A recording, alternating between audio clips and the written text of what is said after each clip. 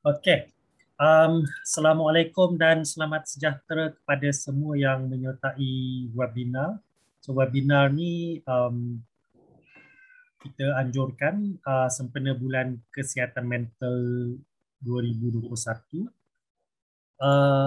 Dan pihak Befrienders Kuala Lumpur amat berbesar hati kerana kami dapat menjemput Profesor Madya Dr. Muhammad Musin bin Ahmad Zahari.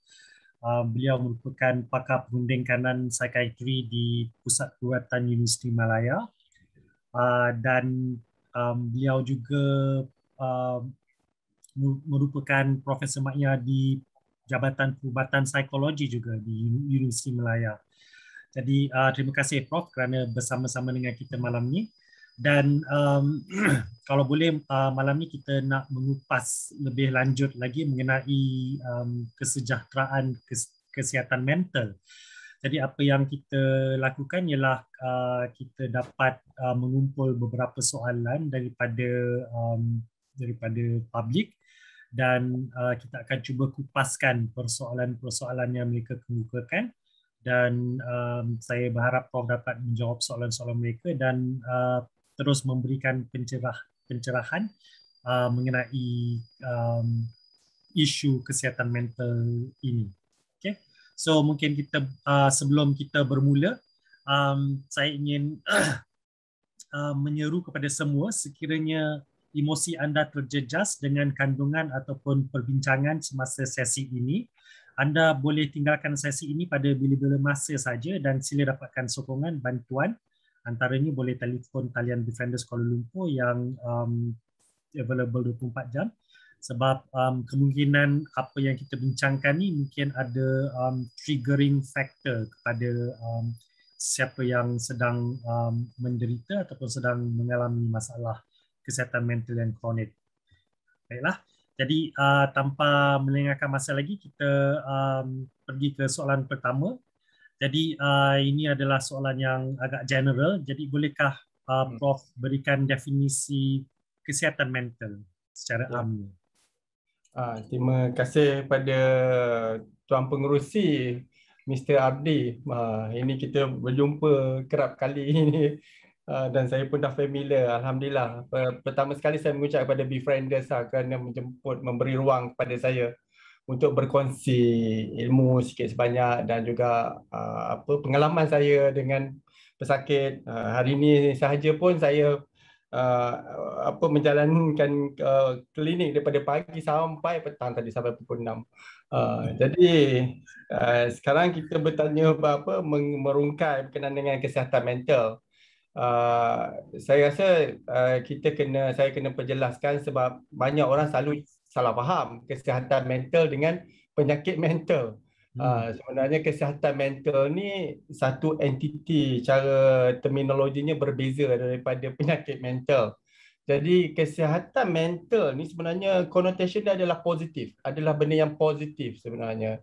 Maksudnya merujuk kepada kesejahteraan, well-being seseorang dalam mental health capacity ataupun kebolehan capacity mental dia, kebolehan mentalnya, dan dia merujuk kepada seseorang boleh mencapai objektif diri dia. Contohnya kalau dia pelajar, dia boleh objektif dia sebagai pelajar mengikut kemampuan lah. Ini pun banyaklah kalau kita cakap kan, sebagai pelajar kita kena ada, mungkin ada soalan berkaitan dengan pelajar kita akan jawab nanti, tapi ikut kemampuan diri contohnya kan. Jadi realizing your own potential, makna potensi diri itu di tahap yang optimum, kita boleh berusaha ke arah itu. Kemudian selain pada itu juga untuk mencapai itu kita kena berkebolehan mengatasi stres ataupun tekanan dalam hidup ni. Mana ada orang yang tak ada stres? Mesti ada stres at some stage, dan berhadapan dengan kadang-kadang tentu kita akan ada stres. Tapi bagaimana kita menangani stres itu?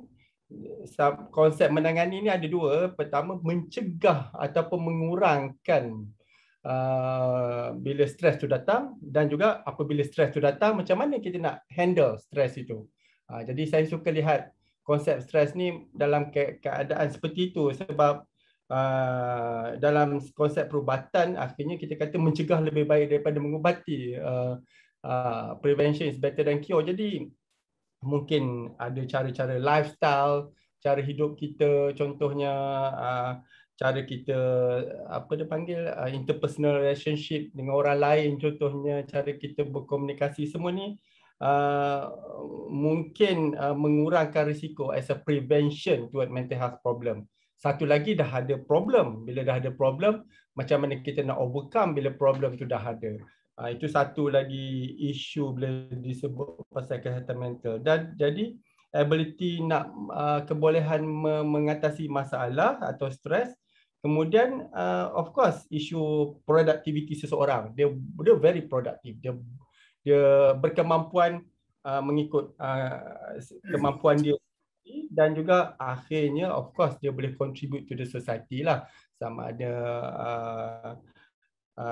dalam keluarga, rakan-rakan, ataupun kalau yang minat leadership, dia jadi macam leader, dia boleh memimpin dalam kumpulan itu macam pelajar ataupun community leader dan sebagainya. Jadi ini saya detailkanlah tafsiran berkenaan dengan kesihatan mental ni. Jadi itu kesihatan mental. Jadi kita tak sebut langsung, saya rasa saya tak sebut pasal penyakit langsung tadi.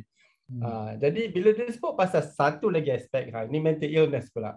So mental illness, sebab nak mencukupi perbandingan ni kita kena bezakan. Mental illness adalah satu yang kita taklukkan dah ada penyakit. So penyakit ni memang penderitaan lah penyakit ni. Orang yang diabetes ada penderitaan di sini. Orang yang kecil ada hypertension, darah tinggi pun penderitaan di sini. Ini penderitaan yang dialami.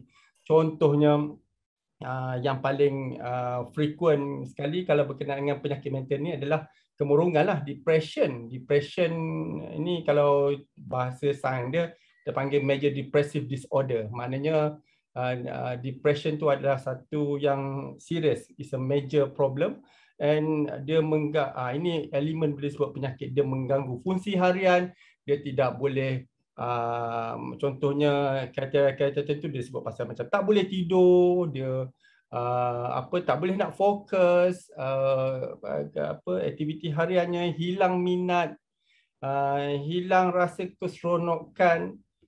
Jadi ini elemen yang dah ditakdirkan sebagai elemen mental illness ataupun penyakit mental. Jadi ini dua grup besar bila kita bercakap berkenaan kesihatan mental secara umumnya. Okey. Itu panjang jawapan saya tu. Ya, memang perlukan jawapan yang panjang sebab kita pun kena tahu apa perbezaan antara kesihatan mental dan juga penyakit mental, sebab mungkin ramai yang tak sedar kerana mereka selalu kaitkan directly kesihatan mental dan penyakit mental. Jadi terima kasih Prof atas penjelasan yang jelas tersebut.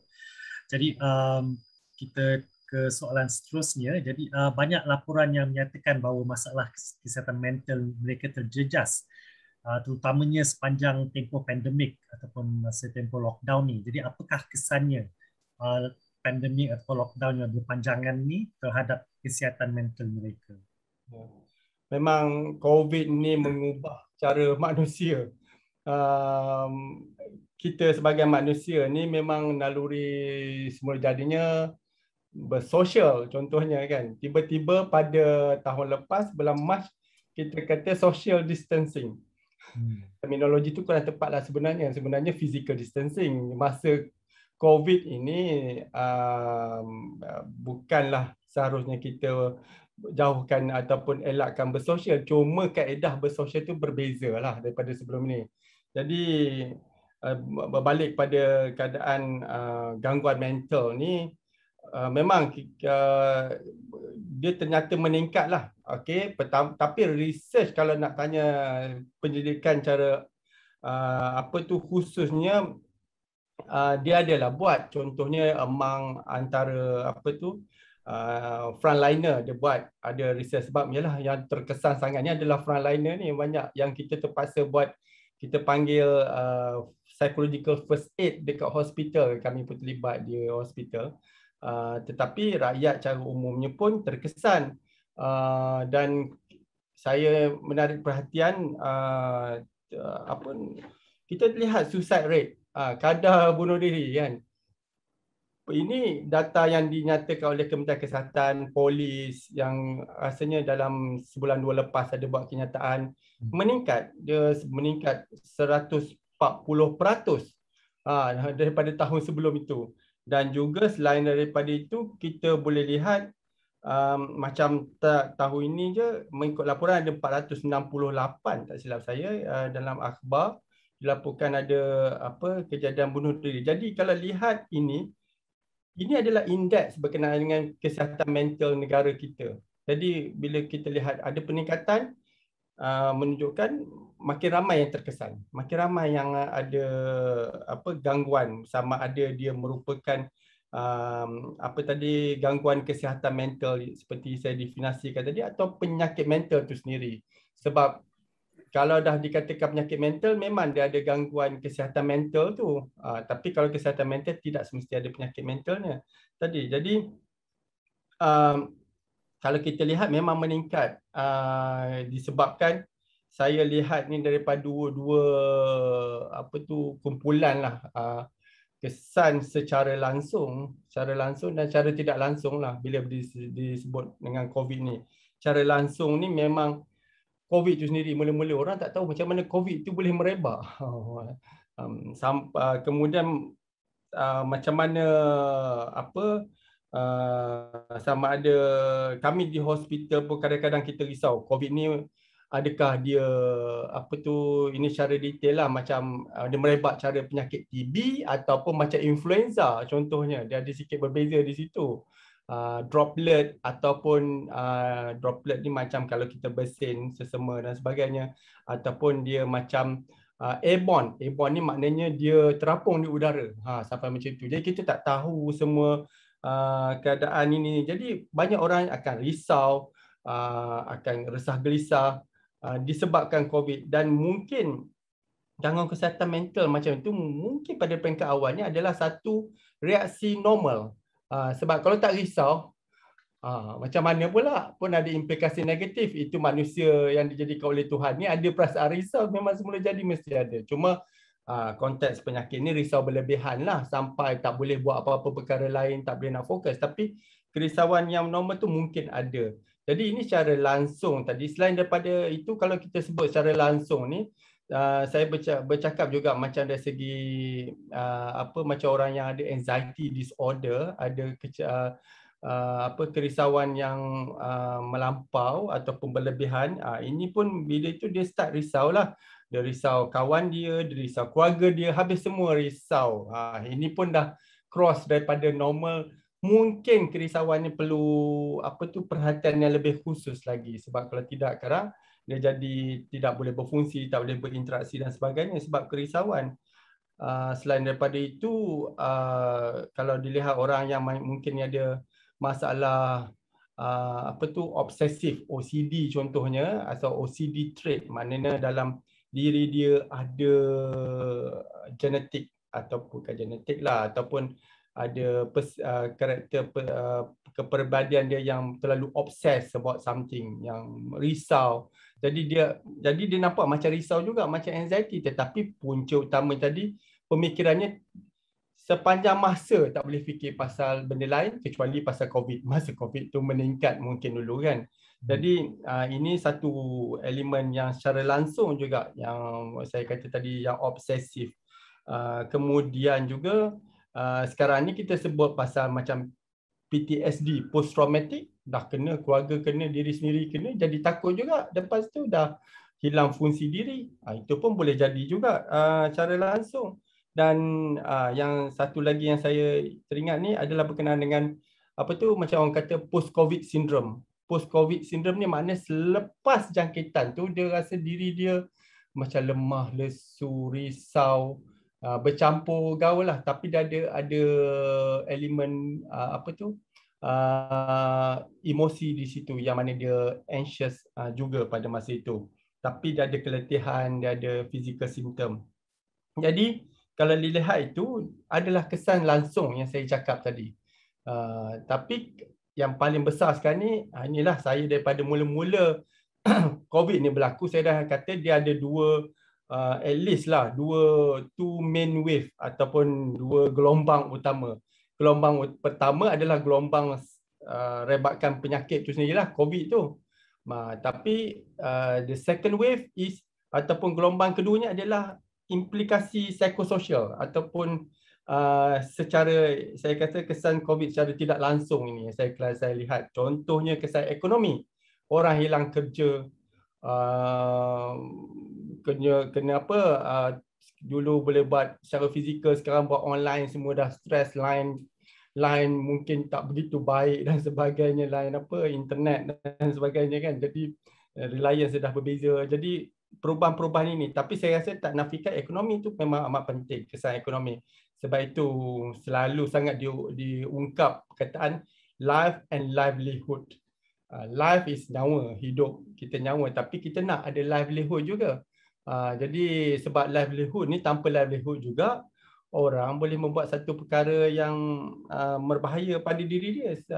Yalah, kita lihat ini sebenarnya evidence ni dah ada daripada dulu, masa apa tu, economic depression tahun 1920-an, 30-an, kemudian 1998 dia buat kaji, dia lihat masa serangan ekonomi tu ataupun macam sekarang tu, masa COVID tu datang, dia tak ada sangat kesan psikososial tadi daripada ekonomi, impact dia. Tetapi selepas dia dah reda sikit, kesan ekonomi tu yang the big wave subsequently, dia berkenaan dengan kesihatan mental. Jadi ini kita boleh lihat juga, macam saya mula-mula kata berkenaan dengan kejadian bunuh diri yang meningkat contohnya kan. Ini mungkin very apa orang kata, very serious, kena tackle benda ni, sebab sekarang kita dah fasa acute COVID tu dah kurang. Sekarang ni impact ekonomi ni. Ekonomi ni yang could be the big mental health second wave yang akan memberi kesan yang banyak. Dan kalau nak katakan lagi kesan yang berikutnya, kesan psikososial tu sendiri. Hilang pekerjaan, kemudian mungkin keluarga juga terganggu, keharmonian keluarga apabila ada juga kata apa, krisis rumah tangga yang meningkat lah, yang ada tanya saya berkenaan perceraian yang meningkat, kenapa berlaku sekarang. Jadi ini dilihat kesan macam chain reaction daripada COVID pada peringkat awal. Jadi saya rasa dari segi kesihatan mental, masa ini agak kritikal. Masa-masa kita COVID tu, kita dah hilang tumpu. Dulu semua orang tumpu pada COVID. Mana jangkitan dia. Sekarang ni semua lihat masalah ekonomi, yang hilang kerja. Walaupun dia mungkin sebelum ni kerja dia macam industri pelancongan dah tercabar, kurang banyak, very challenging. Industri penerbangan contohnya kan, kita boleh lihat. Dan ini cabaran kita lah daripada fenomena COVID ni, yang memberi kesan pada kesihatan mental dalam masyarakat kita. Okay, so memang betul, memang daripada apa yang Prof katakan tu, memang banyak betul kesan-kesan yang secara langsung dan juga secara tidak langsung akibat pandemik COVID-19 ni, dan juga lockdown yang berpanjangan.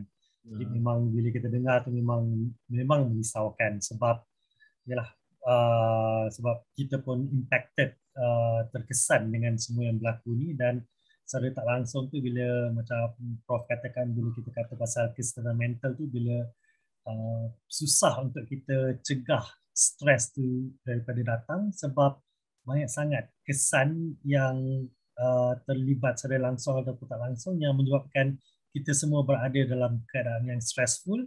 Dan mungkin ada antara kita yang berasa sukar untuk untuk atasi ataupun untuk cope dengan masalah yang melanda.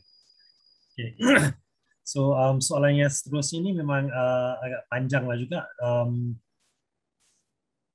Okay. So soalan ni daripada seseorang yang mungkin dia ada childhood trauma. Jadi dia selalu sangat terganggu dan selalu terfikir pasal childhood trauma dan juga masa silam, dan selalu mungkin menyalahkan diri sendiri, dan akibatnya kesannya ialah dia sentiasa cuba lari daripada realiti kerana dia rasa realiti itu sangat menyakitkan. Jadi dia nak tanya macam mana untuk terus konsisten dengan diri sendiri, untuk terus move on, untuk be positif dan tak terus dibelenggu dengan kisah silam, dengan apa yang berlaku di masa silam. Panjang soalan tu ya. So saya cuba jawablah seperti yang biasa saya lihat dengan keadaan yang fenomena berlaku dalam pesakit yang kita temui. Jadi memang kenangan silam ni, cerita-cerita masa childhood, masa kanak-kanak amat memberi kesan kepada individu. Sama ada kita sedar atau kita tak sedar. Macam mana karakter kita, macam mana kita menangani masalah. Sebenarnya apa yang kita, what we are now, it is developed during this period. Kalau umur kita 20 tahun, dia daripada kita kecil tu dah terbentuk sasiah ataupun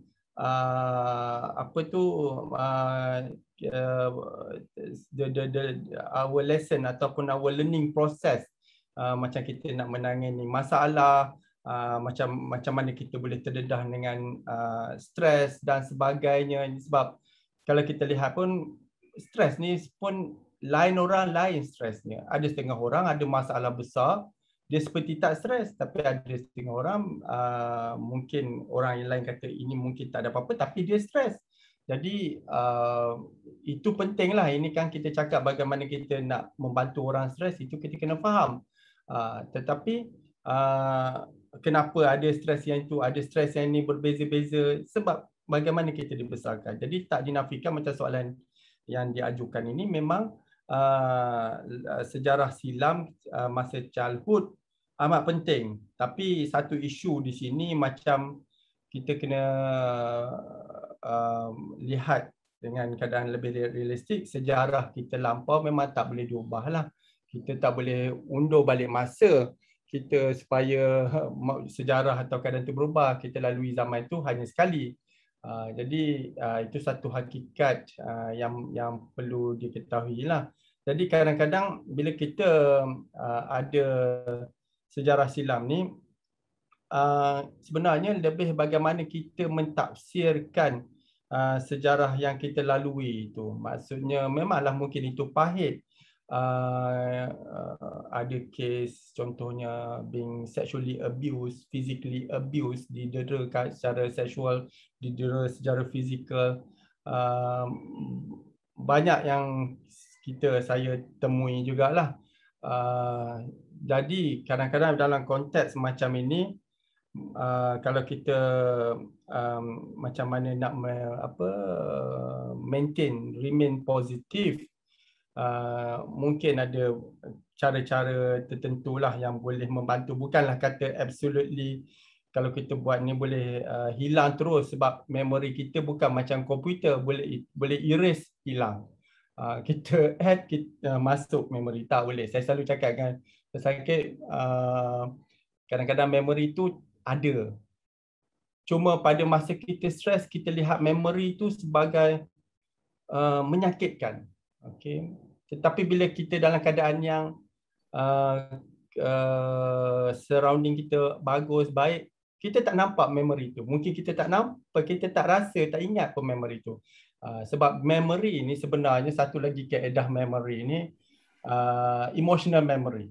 So emotional memory, masa emosi kita tertekan dan masa itu siapa di depan kita, kadang-kadang emosi tu it can be visualized juga. Dia igawan gambaran tu sampai bila-bila.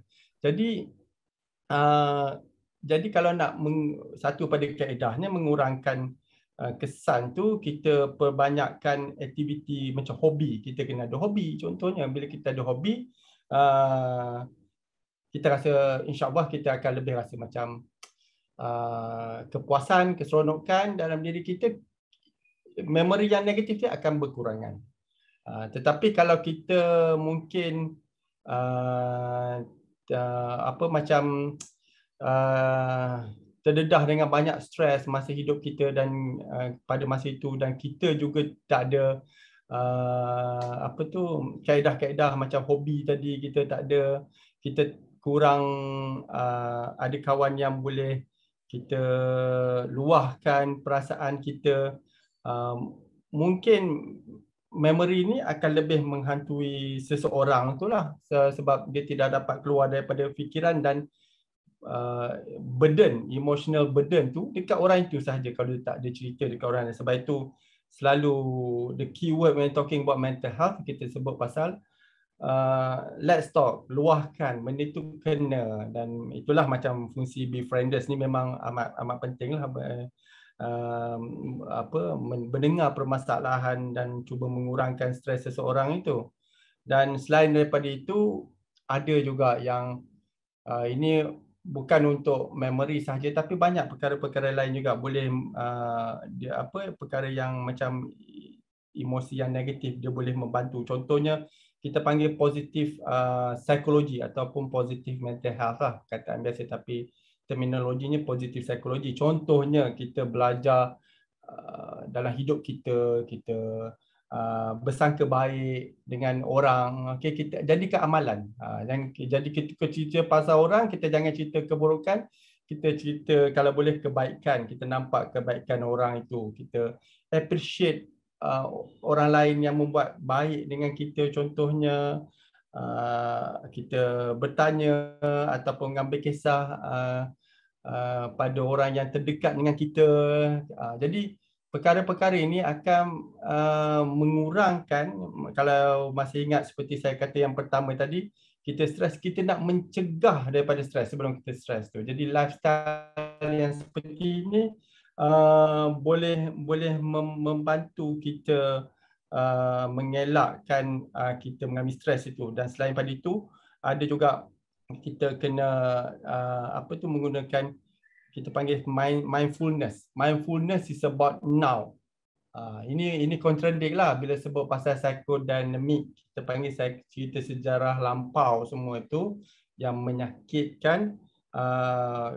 Dia kalau kita dia mungkin distract our awareness ataupun our alertness pada masa ini. Jadi mindfulness ni mengajar kita supaya kita lihat sekeliling kita. Siapa ada sekeliling kita? Apa yang berlaku sekeliling kita? Malahan kadang-kadang kalau kita dalam keadaan tertekan, kita belajar distract, kita lihat pokok tu bergerak, ditiup oleh angin. Dia bergerak berapa banyak, ada daun-daun berguguran, daun hijau ada, daun warna perang ada. Contohnya, saya membayangkan diri saya buat mindfulness, duduk di depan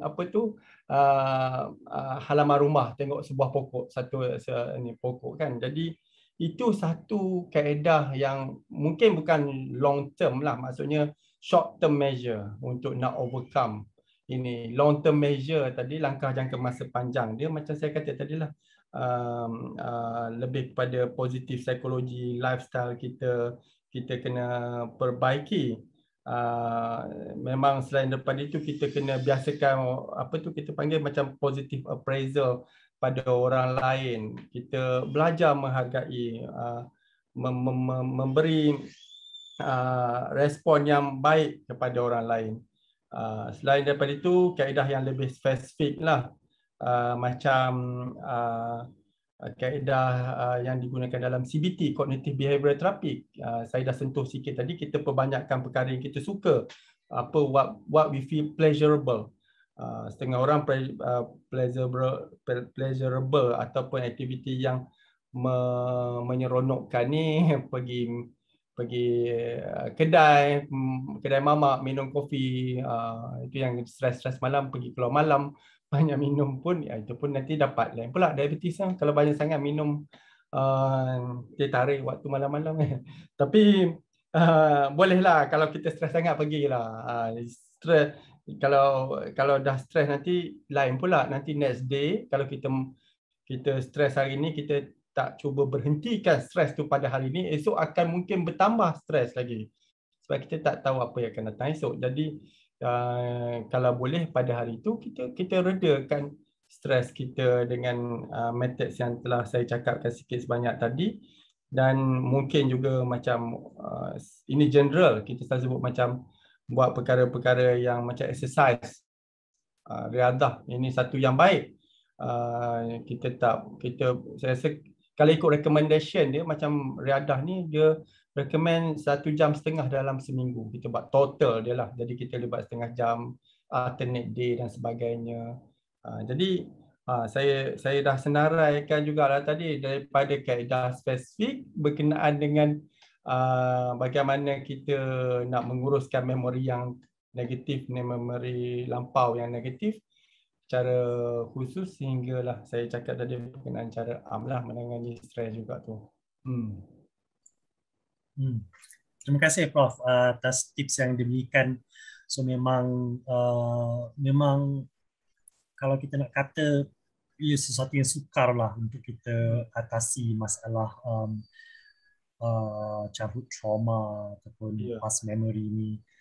Jadi macam yang Prof katakan tu, kita cuba teknik-teknik ataupun kaedah yang dikatakan tu, dan jangan letak terlalu banyak pressure kepada diri sendiri. Maknanya kalau kita buat satu tu lepas tu tak menjadi, kita rasa macam kita gagal. Tapi apa yang kita perlu buat ialah kita kena terus konsisten dan terus lakukan. Dan saya rasa yang penting juga ialah terus mendapatkan sokongan emosi daripada orang sekeliling, ataupun kalau tiada, cuba talent-talent bantuan yang ada. Sekurang-kurangnya kita ada outlet untuk kita luahkan emosi, luahkan perasaan yang terpendam tu, dan secara tak langsung cara itu pun dapat mengurangkan beban emosi yang kita rasai. Dan banyak kaedah-kaedah lain tu macam mindfulness, positive psychology ataupun distraction melalui hobi ataupun riadah pun boleh berkesan kalau kita lakukan secara konsisten. Okay. Kita teruskan ke soalan yang keempat. So soalan ni pun ada kaitan dengan apa yang Prof huraikan tadi mengenai kesan daripada pandemik. Jadi untuk masalah ni dia menyatakan yang sebab setiap hari kita melihat laporan mengenai berapa banyak kes COVID, kes positif yang ada, dan berapa banyak kematian. Dan sejak beberapa bulan kebelakangan ni memang kes kematian ni dalam ratus, jadi memang ramai. Jadi secara tak langsung dia menyebabkan ketakutan yang melampau pada individu ini, yang dia sentiasa rasa yang mungkin dia yang akan mati kerana COVID ni. Jadi perasaan tu semakin lama semakin teruk, sehingga menjadikan dia sentiasa berasa stres, sentiasa menangis, dan bila tidur pun tidur tak lena sebab selalu terbangun sebab rasa takut dan mula berfikir yang bukan-bukan. Jadi soalan dia, adakah dia menderita kerana masalah kesihatan mental, ataupun dia merupakan satu stres berlanjutan kerana terlalu peka ataupun terlalu terdedah dengan berita-berita mengenai kematian yang melibatkan kes COVID-19. Betul lah. Dia sebenarnya macam soalan ini ataupun individu yang mengalami keadaan seperti ini, dia macam satu spektrum lah. Dia daripada macam saya kata, saya suka lihat saya walaupun saya pengamal perubatan, saya cuba elakkan terus memberi persepsi apa kita lalui itu semua penyakit ataupun yang tak sihat, sebab kadang-kadang ada respond to the surrounding. Jadi memang kalau kita lihat satu ketika dulu sehingga sekarang pun, sekarang ni 4 digit, dulu satu masa dulu ataupun berapa panjang itu kita 5 digit satu hari, belas ribu. Jadi kalau kita hari-hari terdedah dengan maklumat ini, kita boleh menimbulkan ianya boleh menimbulkan risau. Jadi sebab kita mungkin individu tu yang risau tu dia mungkin kena pergi kerja, dia kena mungkin ada physical contact dengan orang sebab nature kerja dia mungkin apa tu, Grab rider yang hantar delivery makanan, Foodpanda semua tu jadi berdepan dengan unknown, siapa kita tak kenal orang tu, siapa dia punya contact. Jadi bila dengar belas-belas ribu satu kes satu hari dan kematian mungkin 3 digit sehingga sekarang ni pun kadang-kadang 3 digit, ini memang ada rasa fear ataupun rasa ketakutan. Dan ketakutan ini kalau seperti saya ada kata tadi, kita boleh berfungsi, dia mungkin ketakutan yang dikategorikan gangguan kesihatan mental. Maknanya dia bersifat apa tu, temporary ataupun sementara lah. Sementara keadaan itu mungkin bukanlah sepanjang, kalau dia berlaku macam tu bukanlah sepanjang hari, dia mungkin berlaku apa tu, setengah jam dia terfikir macam tu, kemudian dia boleh kerja balik. Tapi kerja tu ingatlah SOP tu kena gunakan dengan kena pakai, kena ikut. Sebab kalau tak ikut, kita ni mungkin mendedahkan diri kita, jadi menyebabkan kita lagi risau dan dia macam validate kita punya kerisauan, kita tak mahu benda itu berlaku. Jadi SOP kena ikut. Jadi kalau sekejap, setengah jam, 15 minit, kemudian kalau kita apa tu, berjumpa dengan orang, kita boleh abaikan pemikiran yang macam itu tadi, hilang sementara. Ini sebenarnya mungkin bukan satu penyakit, tetapi reaction to apa yang berlaku dalam persekitaran pada ketika itulah, macam yang sekarang ni pasal COVID. Itu satu. Tetapi satu lagi saya nak berkata yang lebih serius. Yang lebih serius ini di mana mungkin elemen ini dah macam jatuh kepada apa kita panggil macam obsesif. Obsesif ni makna pemikiran tu macam terlekat. Itu umpamanya macam gam. Pemikiran tu dengan otak kita macam gam. Kita tak boleh detach langsung fikir pasal tu sepanjang masa. Of course dia bukan boleh hilang dalam masa setengah jam. Dia berhari-hari benda tu, itu je kita fikir. Macam kata di Tuan Pengurusi tadi, sampai ganggu tidur, sampai hilang selera makan, mungkin hilang minat, hilang keseronokan. Ini saya rasa bukan reaksi normal dah. Ini mungkin menjadi satu reaksi yang serius. Jadi kalau sifat dia yang berpanjangan, dia mengganggu fungsi harian kita dengan ketara, itu dia mungkin sudah menjadi satu apa tu, macam kita kata penyakit tadilah. Dia perlu rawatan cara khusus. Dia mungkin kena ada kaedah counselling, campur mungkin ada rawatan macam yang boleh menenangkan dengan ubat dan sebagainya. Sebab kalau tidak, dia akan jadi resah gelisah, jadi tidak tentu dan sebagainya. Jadi ini dua spektrum, dua keadaan yang saya cuba nyatakan, yang mana satu tadi adalah satu normal respon dan satu lagi yang lebih serius. Tetapi kalau dilihat satu lagi konteks orang yang ada risau berlebihan ni, macam orang yang ada sejarah konteks dengan COVID, dia sendiri pernah kena COVID, ataupun dia masuk ICU sebelum ini. Kita ada, saya berdepan dengan individu-individu seperti ini, mereka jadi takut. Malah mereka menyatakan pasal setengah individu dan masyarakat tak nak ambil vaksin dan sebagainya. Mereka bimbang sebab nanti ada ahli keluarga mereka boleh terkena dan sebagainya. Dan yang lebih serius lagi, kesan itu mungkin berbentuk macam ketakutan tadi, dia macam PTSD lah, post traumatic stress disorder ni, ataupun stres yang disebabkan daripada trauma yang dilalui. Jadi mendapat penyakit COVID, ataupun ada ahli keluarga yang dapat penyakit COVID, ataupun ada ahli keluarga yang meninggal disebabkan COVID. Ini meningkatkan kesan emosi juga. Jadi dia mungkin react dalam keadaan yang bukan normal lagi, seperti saya kata tadi, ganggu tidur, ganggu fungsi harian, ganggu macam-macam. Dan contohnya bila disebut pasal post traumatic disorder ni, saya pun dah tersebut tadi, saya nak sentuh sikit. So dia ada beberapa features juga yang penting di sini. Contohnya dia ada flashback, maknanya igawan dia balik, macam mana dia boleh dapat. Jadi dia tidak dapat keluar daripada igawan tadi, flashback tadi. Selain daripada itu, dia kita panggil avoidance, dia mengelak daripada situasi yang pernah mendedahkan dirinya kepada keadaan berbahaya.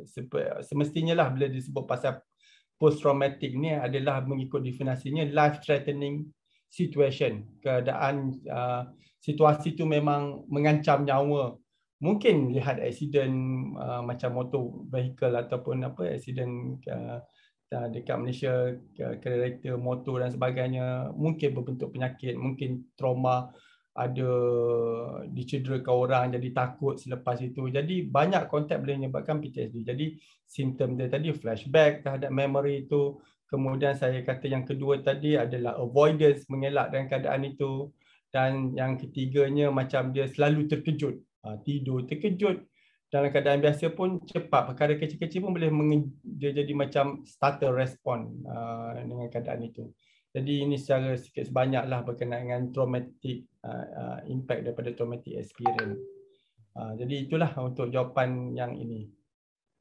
Okay. Jadi so rasanya seeloknya cuba dapatkan bantuan profesional dalam kes ni, especially kalau rasa gangguan tu dah terlalu melampau sehingga menyebabkan keadaan hidup tu dah tak lancar sebab sentiasa dibelenggu dengan perasaan takut sepanjang masa. Jadi seterusnya, okay.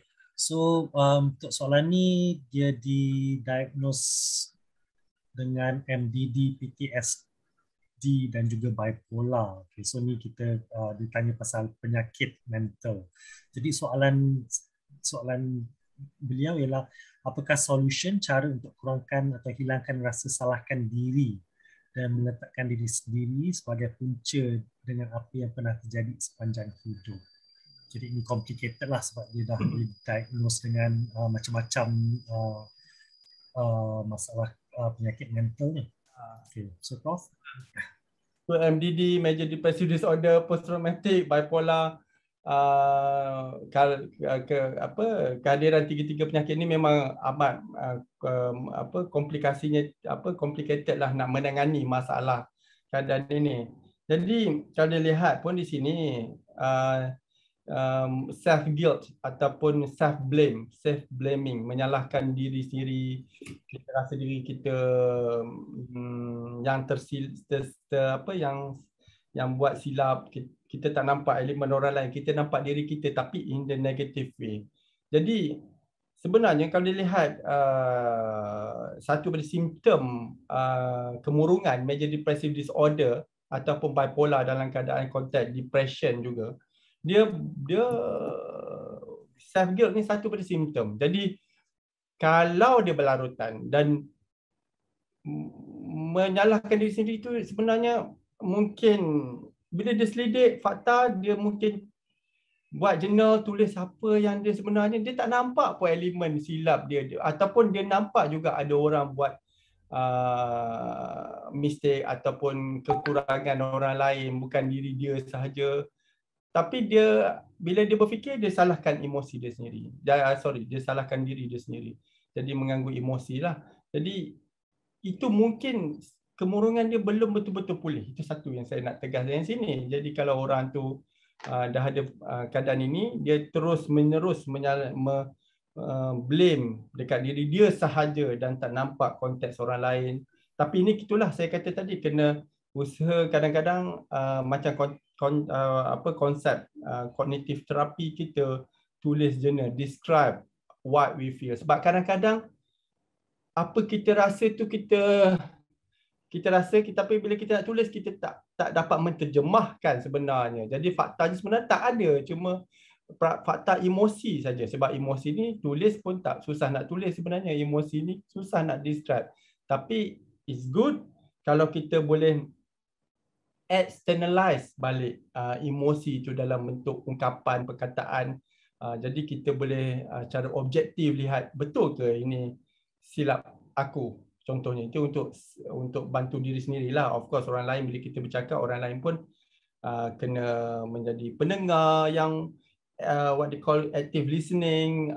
Kemudian kita kena ada empathy dan juga kita non-judgmental. Kita tak boleh hakim orang itu, melihat dia macam kita banyak silap. Kita nak dengar masalah orang tapi kita lihat orang tu bagi kita masalah tapi kita lihat masalah tu daripada diri kita, daripada orang yang mendengar tu. Jadi itu tak ada empathy di situ. Kita kena lihat masalah itu ataupun dengar masalah itu seperti orang yang mengutarakan masalah itu. Itu baru istilah pendengar yang baik tadi dalam konteks active listening. Jadi berbalik pada isu rasa self blaming tadi. Jadi kenapa jadi self blaming? Satu lagi faktornya di sini kita lihat dalam konteks sentuh juga childhood experience ataupun pengalaman masa kanak-kanak tadi.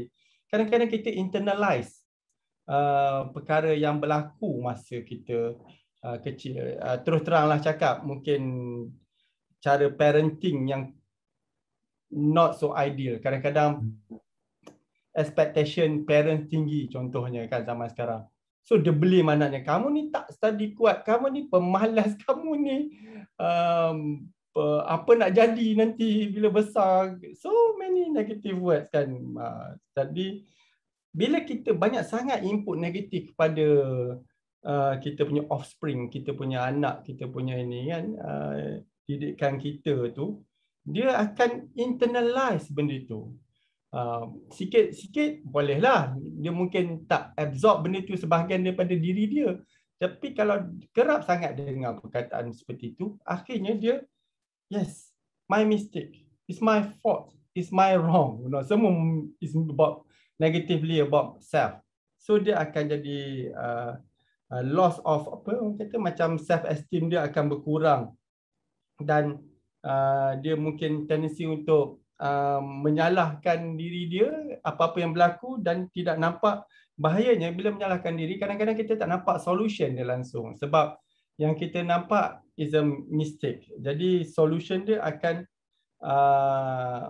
kita tak nampak dan kita punya self confidence kita akan berkurang dan akhirnya masalah tak selesai tapi diri kita yang menjadi makin tertekan. Jadi antara kaedah nak overcome this feeling, kita kena lihat masalah tu, kita kena lihat as a responsibly, dengan tanggungjawab bagaimana nak menangani masalah itu. Bukan semata-mata melihat kesilapan yang telah berlaku, tapi how to macam merangka strategi mengatasi masalah itu. Okey, itu satu. Kemudian kita kena kalau kita ada masalah macam saya kata tadi lah, internalization, sebab kita banyak sangat negatif masa kita childhood, mungkin ada bentuk terapi macam psychodynamic. Dia boleh membantu kita mengeluarkan, memberi kita externalize balik benda yang kita dah masuk yang negatif dalam diri kita tadi. Kemudian kita kena jadi habit lah. We have to love ourselves.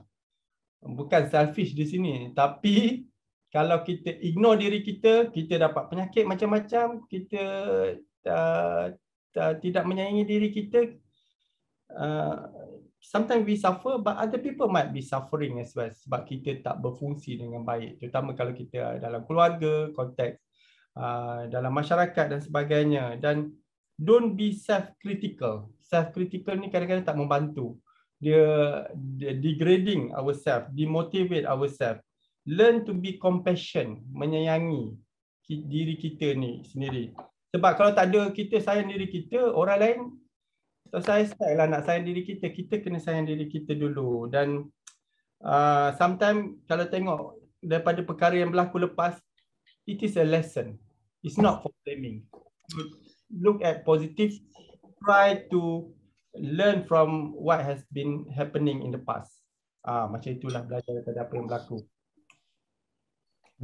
Betul tu Prof. Kita Memang apa yang Prof katakan tu memang penting untuk kita sayangi dan hargai diri kita sendiri dahulu supaya kita boleh be more positive and orang lain pun boleh sayangi diri kita juga. Okay, untuk soalan seterusnya. Okay, so bagaimana cara untuk atasi burnout dalam kalangan pelajar yang sedang menjalani online class? So ni antara soalan yang kita selalu terima sebab memang antara kesan pandemik yang berlarutan ni sebab kanak-kanak dan remaja tak dapat nak ke sekolah dan mereka terpaksa jalani sesi persekolahan secara online. Jadi ramai yang actually mengalami burnout. Ya, itulah cabaran sebab burnout dalam sepanjang masa kita menghadap menggunakan online ataupun internet, komputer, laptop, banyak kita spend banding dengan masa sebelum COVID. Jadi kalau untuk pelajar ni ataupun student, pertama sekali kita kena lihat diri kita lah, kena realistik. Sebab kadang-kadang ni kita terlalu meletakkan achievement tu terlalu tinggi. Jadi kadang-kadang menyebabkan kita tertekan dalam keadaan, mungkin dalam keadaan ideal, maknanya macam physical learning semua tu okey, boleh juga sebab bila physical learning ada elemen social.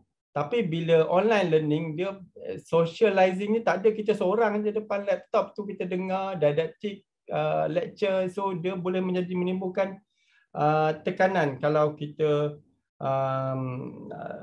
tidak ambil langkah-langkah tertentu.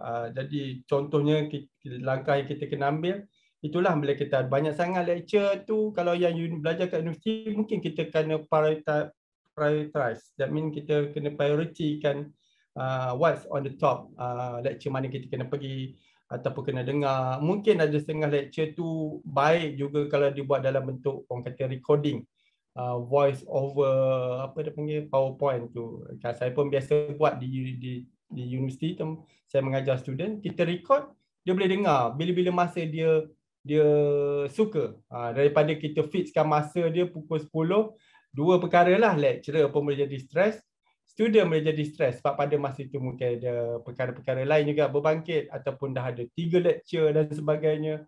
Jadi kalau kita pensyarah tu record dulu, dia mungkin kurang stres sebab dia boleh dengar pada waktu-waktu tertentu. Okey, selain pada itu, kita tip-tip biasa yang saya kata, kita kena break up. Kita tak boleh macam marathon 4 jam kita dengar. Memang saya tak pernah percaya pun dengar sampai 3 jam terus. Even saya selalu kata kita manusia ni sejam tu kita optimize, kita boleh fokus. Lepas sejam kita start distract. Terutama kalau lecture PowerPoint contohnya kan. Sejam tu yang paling ideal. Lepas tu kalau saya cakap pun, lepas tu dia punya memorinya cuma 30%, 50%, macam itulah, dia tak not full. Jadi break up the things. In term of assignment ke banyak ke kan, zaman online tak jumpa lecturer dan sebagainya, jumpa ataupun yang tak pergi cikgu, maksud saya tak pergi sekolah. So kita kalau ada assignment atau homework, don't procrastinate. Ini satu lagi. Bila procrastinate ni yang jadi due date, ini bukan masa COVID je, masa bila-bila pun. The last 2 days baru nak pulun. Memang mental pun pulun. Dia tak boleh macam itu. Dia kena bahagikan time management. This is don't procrastinate related to the time management. Very important. Pengurusan masa ni. Sebenarnya kalau lihat kita ada assignment, kita buat awal. Kita tak ada pressure nak menghabiskan masa tu pada masa-masa tertentu. Tapi bila 48 jam 2 hari terakhir tu, itu yang jadi tak tidur malam. Bila tak tidur malam, dah sleep problem. Sleep problem, dia timbul anxiety. Kalau dia memang seorang yang memang perfectionist, very meticulous, 2 hari terakhir tu is nightmare, is like hell, because yalah banyak pressure nak menyiapkan semua tu seperti dia kena perfect tadi. Jadi don't procrastinate. Time management is very important. Organize yourself. So itu yang saya nampak cara khusus lah. Selain daripada itu, seperti biasalah, sleep is important kalau student universiti contohnya, sebab kadang-kadang kita nak study sampai ini dalam bukan COVID pun, kadang-kadang sampai malam, larut malam. Jadi kadang-kadang kita punya sleep cycle dah bertukar. Kita patutnya tidur waktu malam, kita lebih pada waktu siang sebab malam kita tak tidur langsung. Jadi saya tak tahu, saya percaya kita kena pastikan our biological needs macam sleep, eating, makan secukupnya, bukan berlebihan, itu semua penting. It's a healthy lifestyle. Saya percaya insyaAllah dia akan contribute 50% already to your wealth, your wellness ataupun mental wellness ni, 50-60%. Yang lebih tu, itulah kalau kita banyak sangat tekanan, kita ada kaedah-kaedah lain macam riadah dan sebagainya, dia akan adapt lagi untuk mengelakkan lagi ataupun nak meningkat lagi ability diri kita nak menangani keadaan yang macam burnout dan sebagainya sebagai student tadi. Itu yang dapat saya fikirlah berkenaan dengan burnout among student tadi. Jadi yang penting ialah pengurtusan masa dan juga healthy lifestyle untuk diamalkan supaya dapat moderatekan stres dalam hidup when it comes to online learning. Yeah. Okay. Untuk yang seterusnya, so saya risau dan sedih kerana takut kena marah dari orang pada saat yang tak dijangka. Soalan ni tough jugalah sebab kita kena marah kalau tak dijangka kan. So tak tahulah, kadang-kadang kalau kita kena marah tu ada dalam konteks tertentu lah, contohnya dengan parents contohnya kan. Jadi unpredictable ni satu masalah sebenarnya. Saya tak salahkan orang yang menerima. Mungkin biasanya kita buat silap, kita tahu kita silap, it's something kita predict. Bila kita tak predict kena marah, mungkin ada something yang beyond the normal things happening. Sama ada orang tu dalam mood, orang yang marah kita tu mood dia pun tak stabil, dalam keadaan tertekan dan sebagainya. Jadi mungkin dalam konteks tu kita berfikir, yalah, kalau setakat marah biasa sikit, mungkin orang ni pun dalam keadaan tertekan jiwa dia, sebab itu dia melepaskan kemarahan dia kepada orang lain. Tapi saya rasa kalau kita berprasangka atau membuat satu baik pada orang lain, I cannot see any reason kenapa orang nak marah unpredictable lah. Tapi kalau kita selalu sangat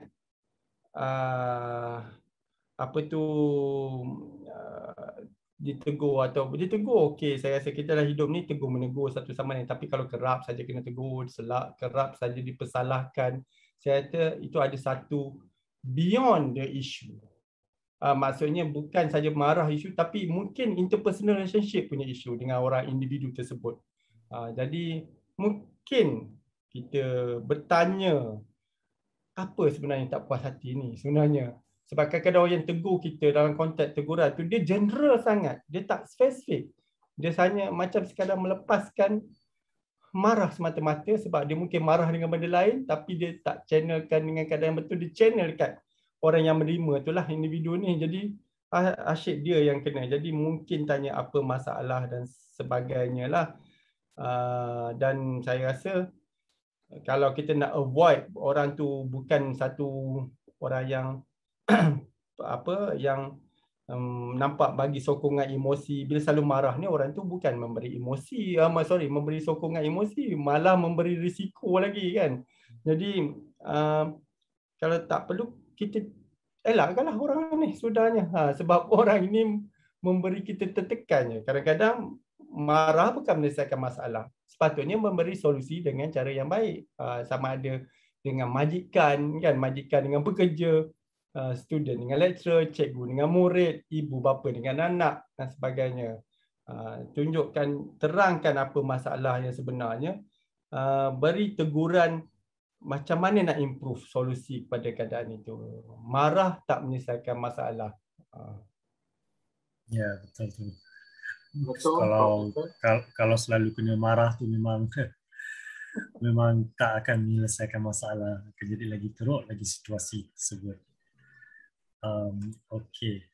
So untuk soalan seterusnya, saya ada minor symptom anxiety. Patutkah saya rawat dari sekarang? setiap kali saya marah, seluruh badan saya menggigil. Wah. Dia punya description macam tepat je. Minor symptom anxiety. Maknanya minor tu anxiety saya rasa yang tidak mengganggu tidur, tidak mengganggu perhubungan dengan orang lain. Maksudnya boleh bersosial seperti biasa dengan kawan-kawan.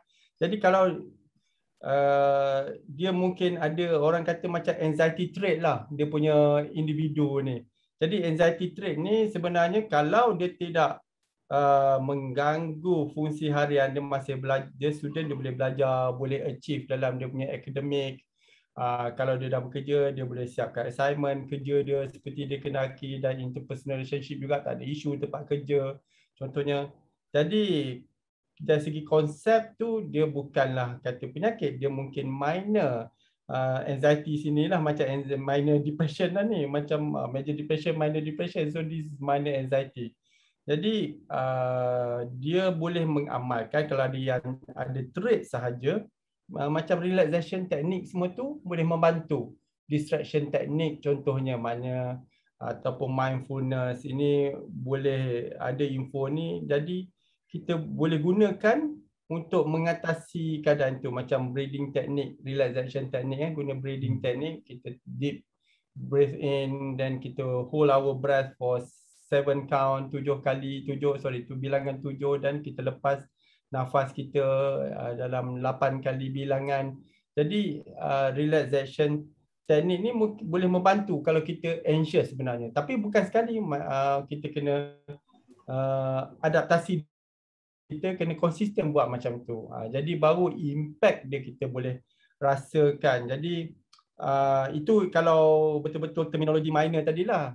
Tapi kalau dia dah jadi tense up, dia jadi irritable, semua nak marah sebab dia dah risau, orang cakap dengan dia semua dia nak rasa tak senang, dia ada tendensi nak bertengkar, nak rasa cepat marah. Itu saya rasa mungkin kena dapat evaluation lebih lagi lah, nak confirm apa status individu ini. Ya, jadi kalau simptom tu masih minor, ada beberapa teknik lah yang boleh dilakukan. So macam it's more like anger management punya kaedah supaya dapat mengawal perasaan marah tu. Okay, so untuk soalan seterusnya ni memang untuk Defend SKL ni memang kami selalu terima lah. So untuk seseorang yang ada suicidal thoughts yang teruk, maknanya dia sentiasa fikir untuk bunuh diri, sentiasa fikir nak mati. So macam mana sebagai seorang kawan ataupun ahli keluarga kita boleh bantu orang-orang yang seperti ini? Itulah ini sebelum sampai akhirnya kalau ada suicidal thought tu, akhirnya saya cakap perlu bawa kepada assessment yang proper lah, hospital, ke klinik dan sebagainya. Tetapi langkah pertama apabila kita mendengar ini sebagai individu biasa, sama ada rakan kita, ahli keluarga kita, biasanya orang yang ada suicidal thought ni adalah berkenaan dengan hope, harapan.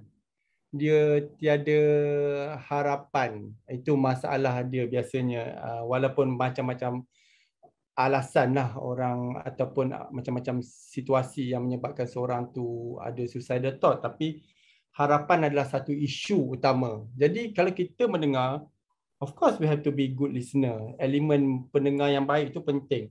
Tapi pada masa sama kita kena bukan mengurangkan lagi harapan, kena bagi harapan yang lebih lagi. Giving hope to this person.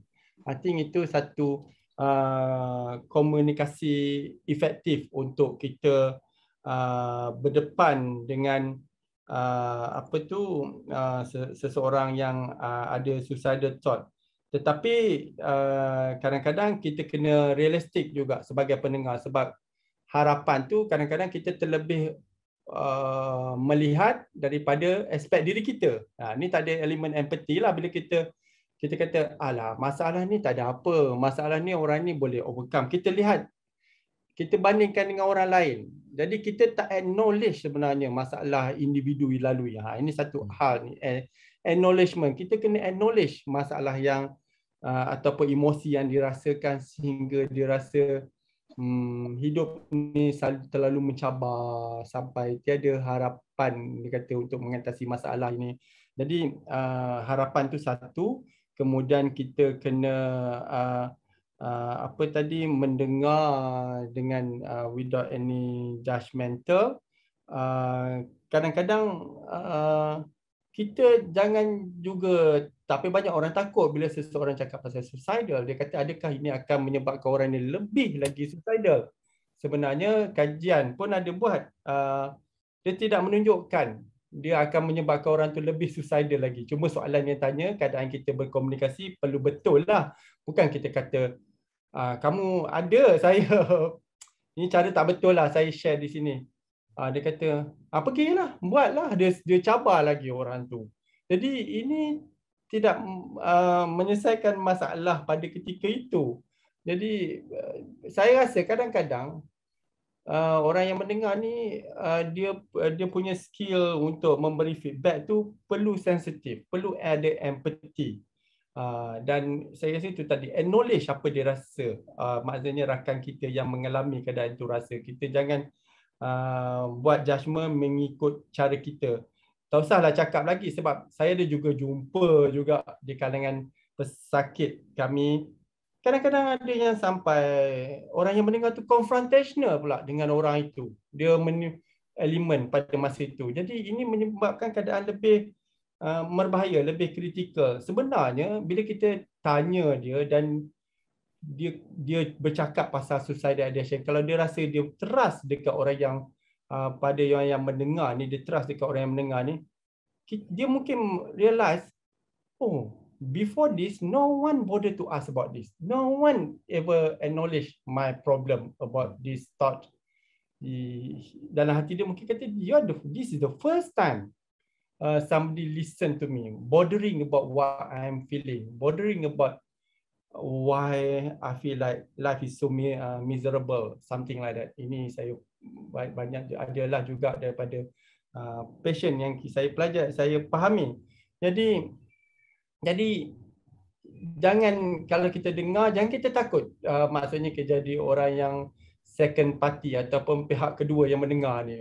Cuma cara kita mengolah, kita reflect balik, kita kena berhati-hati di situ supaya kita non-judgmental, kita tak boleh judge dia, kita lebih memberi harapan kepada dia. Jangan cara kita feedback tu kita heighten emotion lagi dekat individu tu, kita ridicule dia, kita deny dia punya emosi dia. Jadi ini antara yang saya cakap ni campuran lah antara do and don'ts lah macam tu bila kita sebagai pendengar. Jadi akhirnya kalau konsep apa tu, bila suicidal thought ni bagi kami psychiatry, it's just emergency situation basically. Sebab kadang-kadang ada, yalah, data pun menunjukkan kalau ada orang tu dah 20 kali dia attempt, satu will end up with the real suicide case. Okay, so it is true, it happen. Saya dah cakap peringkat mula dan akhir ni pun macam saya cakap pasal suicide balik. Jadi kita kena buat, kalau orang yang mendengar tu elemen PFA, psychological first aid. Psychological first aid ni basically the skill is 3L, 3L. Listen, kita dengar. Dengar, active listening. Kita look, first is look. Kita beri perhatian pada orang yang mengalami itu, ataupun kita dapati persekitaran kita ada ahli keluarga kita, rakan-rakan yang mengalami. Kita listen, kita dengar, okay, apa yang dikeluhkan, dan listen seperti yang saya cerungkaikan agak panjang tadi, macam mana kita nak mendengar. Kemudian kita link, kalau dia perlu bantuan, kita perlu assistant, kita hubungkan dia dengan punca-punca di mana dia dapat bantuan, macam talian sokongan ataupun berjumpa kaunselor dan sebagainya. Kalau kita rasa, yalah, biasanya kalau suicidal thought ni banyak orang, pengalaman saya, dia membawa ke hospital untuk mendapat rawatan lebih khusus lagi. Betul. Okay. Alright, so memang penting ya untuk kita berikan validation pada orang yang mungkin suicidal thoughts yang teruk ni, dan kita listen non-judgmentally, uh, dan berikan empathy yang secukupnya supaya mereka rasa mereka diberikan sokongan emosi yang sepenuhnya. Jutaan terima kasih kami daripada pihak Befrienders Kuala Lumpur kepada Prof. Musin kerana sudi meluangkan masa untuk merungkai persoalan-persoalan yang diberikan mengenai kesihatan mental, dan saya berharap kita semua dapat belajar dan ilmu yang kita dapat hari ini kita dapat kongsikan dengan orang sekeliling kita kerana ia memang sesuatu yang penting dan harus untuk kita teruskan this chain of education supaya mereka semua pun tahu cara-cara untuk atasi stres ataupun teknik-teknik yang Prof. Musin dah jelaskan tadi, kerana memang dia bukan satu magic solution, tapi dia antara steps yang kita boleh lakukan one step at a time untuk kita dapatkan kesejahteraan mental yang kita perlukan. Jadi Prof, terima kasih banyak-banyak kerana sudi bersama kami malam ni, dan maaf sekiranya kita terlebih masa. Tak ada masalah. Okey. Terima kasih. Okay. Terima kasih semua kerana bersama-sama dengan kami, dan teruskan bersama dengan Befrienders Kuala Lumpur di social media untuk program-program seperti ini di masa depan. Okay. Dan okay, saya sudahi dengan terima kasih semua kerana sudi meluangkan masa bersama kami. Okay. Terima kasih semua. Okey.